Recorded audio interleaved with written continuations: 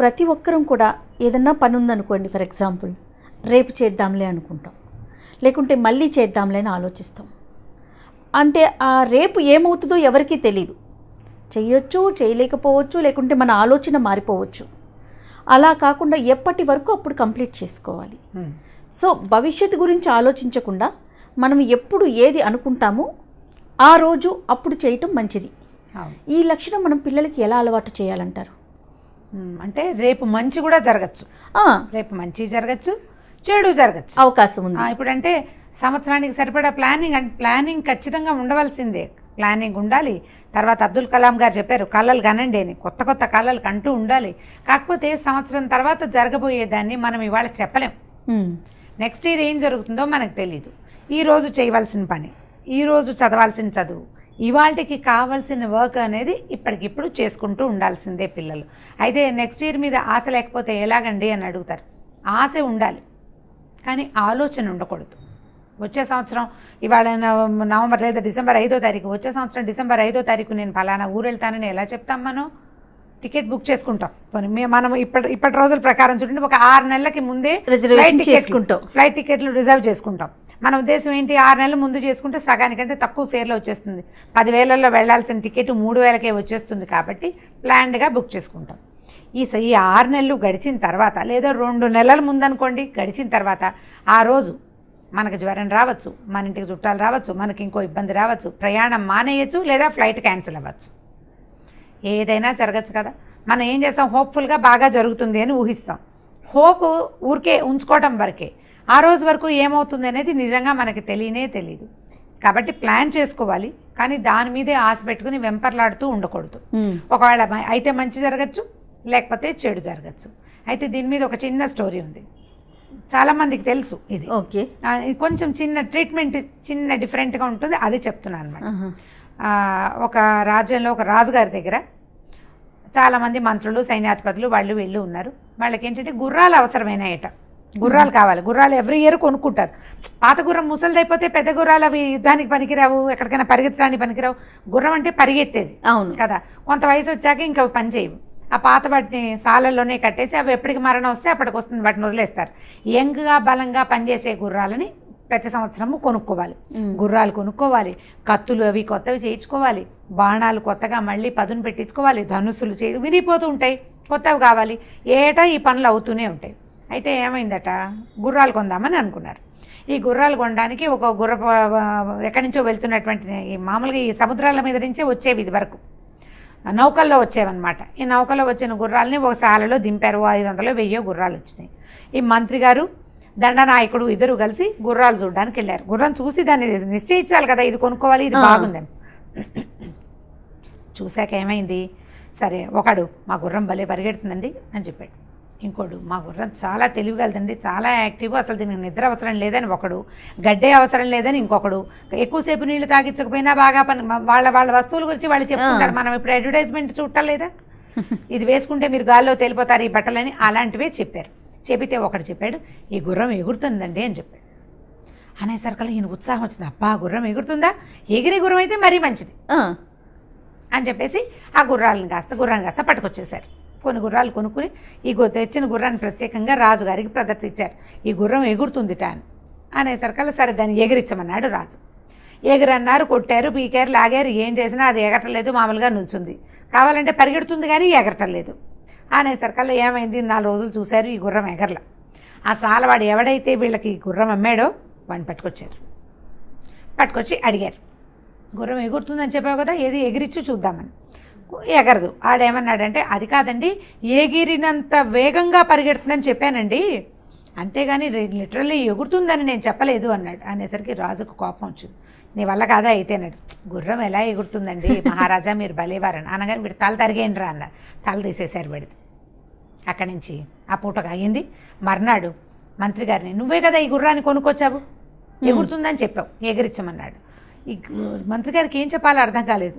కాస్త మెల్లిగా ఆలోచించి, అది కాదు ప్రభు, ఇది గుర్రం ఎగరదని, దీనికి ఎగరటం రాదు, ఓన్లీ పరిగెత్తడమే వచ్చని నిన్ననే గుర్రపు సాలవాడు చెప్పాడు, వాడిని తల తరిగేశాం కదా మనం అని అనేసరికి, అయితే నువ్వు ఎగిరించలేవా అని అడిగాడు రాజు. నేను ఎగిరించలేను అన్నాడు మంత్రి.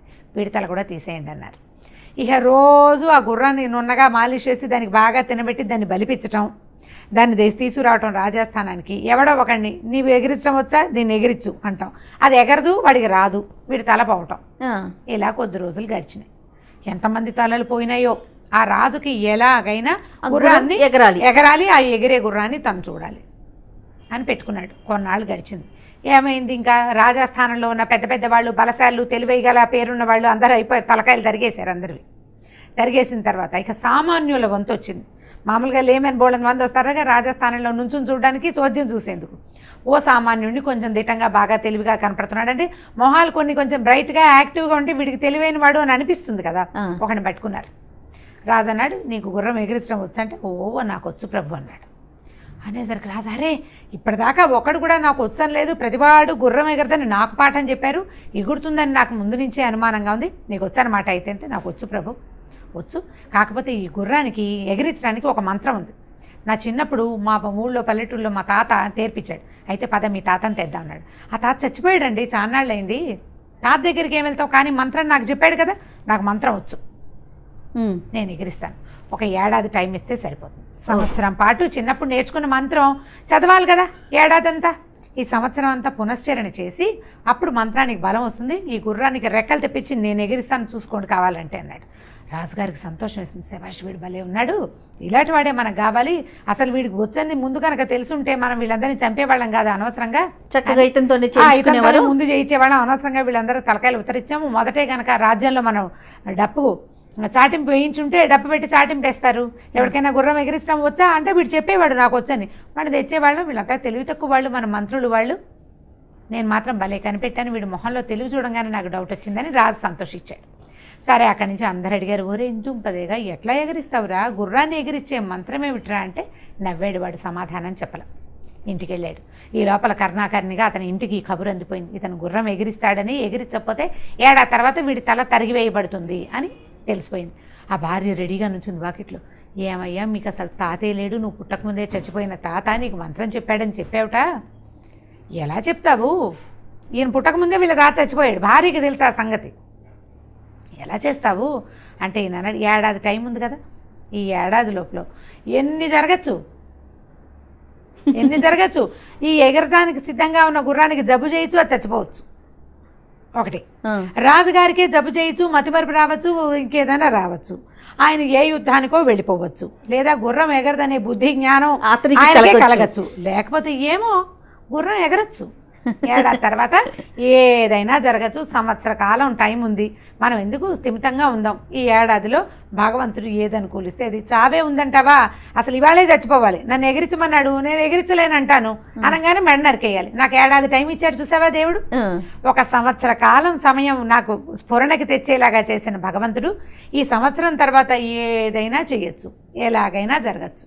కాబట్టి ఏం పర్వాలేదని స్థిమితంగా హాయిగా సంతోషంగా ఉన్నాడు. ఏడాది తర్వాత ఏం జరిగిందో నాకు తెలియదు, మీకు కూడా తెలియదు, అంతే కదా, ఏదైనా జరగచ్చు. సంవత్సరం తర్వాత ఇప్పుడు మనం ఏం చెప్తాం, ఇవాళ డిసెంబర్ 5వ తారీఖు, వచ్చే డిసెంబర్ 5వ తారీఖున రమారావి గారు కథలు చెప్తారా చెప్పరా అనేది కూడా మనకు తెలియదు. ఇదే జయ గారు ఇంటర్వ్యూ చేస్తారా లేదో కూడా మనకి ఏది తెలియదు. మనకి మన వల్ల ఏం చేస్తాం, ఆస్పైర్ చేస్తాము, ఆశిస్తాం, ఉండాలని ఆశిస్తాం. రామగారు మాతోటే ఉండాలని మీరు ఆశిస్తారు, జయ గారు నన్ను ఇంటర్వ్యూ చేయాలని నేను ఆశిస్తాను. ఇది జరుగుతుందా జరగదా అనేది ఆఖరికి ఎగ్జాంపుల్కి మన ఇద్దరిని తీసుకున్నారు. ఈజీగా రావాలి కదా, ఏదో ఒకటి అర్థం కావాలి కదా. ఈ సంవత్సరం తిరిగాక ఏదైనా జరగచ్చు. కాబట్టి పిల్లలకి వచ్చే సంవత్సరం ఏదైనా జరగచ్చు, నువ్వు ఇవాల్టి పని ఈ రోజు ఇక్కడి నుంచి తప్పించుకోవాలి. అతను ఏం చేశాడు, ఈ సామాన్యుడు ఆ రోజుకి మరణం నుంచి తప్పించుకున్నాడు కదా. చిన్న ఆలోచనతో ఏడాది తర్వాత ఏదైనా జరుగుతుందని సంవత్సర కాలం టైం అడిగి ప్లాన్డ్గా తప్పించుకున్నాడు. మనం కూడా ఏ రోజు పని ఏ రోజు చేయవలసింది ఆ రోజు, ఇవాల్టి పని ఇవాళే, రేపు ఎల్లుండి అవతల ఎల్లుండి అని అలా పోస్ట్పోన్ చేయకుండా ఎప్పుడు ఏంటి చేయాలనిపిస్తే అది చేసేసేయటం మంచిది. అమ్మా నాన్నలు ఒప్పుకునేది. అందుకని ఈ పర్సనాలిటీ డెవలప్మెంట్ క్లాసెస్లో ఇప్పుడు ఈ మధ్య క్లాసులు నేను అటెండ్ చేయలేదు జయ, చాలా కాలం క్రితం నేను చూసిన క్లాసులో డూ ఇట్ నౌ అని ఒక స్లోగన్ ఉండేది. అది అందరి ఇళ్లలో వెళ్ళిన స్టూడెంట్స్ ఇళ్లలో ఆ కాగితం ఇచ్చి అంటించుకోమని వాడు. నీకు ఇప్పుడు వచ్చింది ఆలోచన, ఇప్పుడు చేయాలి, ఇప్పుడే చేయి. హిందీలో కూడా బోల్డ్ ఉన్నాయి, ఆజ్ కా కామ్ కల్ కా కామ్ ఆజ్ కరో, ఆజ్ కా కామ్ అభి కరో. ఇప్పుడే చేసేసేయాలి, వెంటనే చేసేయాలి. ఇవాళ చదువు ఇవాళ, ఎస్ ఇవాళ పని ఇవాళ మంచి పని ఇవాళే చేయాలి. ఇవాళ చెట్లు పెడదాం అనుకుంటే ఇవాళే పెట్టండి, ఇవాళే మొక్కలు కొనుక్కొచ్చేసుకోండి. అలా చేస్తే కనుక మంచి పనులు వెంటనే చేయటం మనకు తెలుస్తుంది. ఏడాది తర్వాత ఏం జరుగుతుందో మనకు తెలియదు, ఏడాది కాదు రేపేం జరుగుతుందో కూడా మనకు తెలియదు. కాబట్టి ఇవాళ చేయవలసింది ఈ రోజే చేయాలని పిల్లలకి చెప్పుకునే మంచి కథల్లో భాగంగా దీన్ని కూడా ఈ కథను మనం చెప్పుకోవచ్చు. Right. Thank you so much రమ్మగారు. థ్యాంక్ యూ అండి.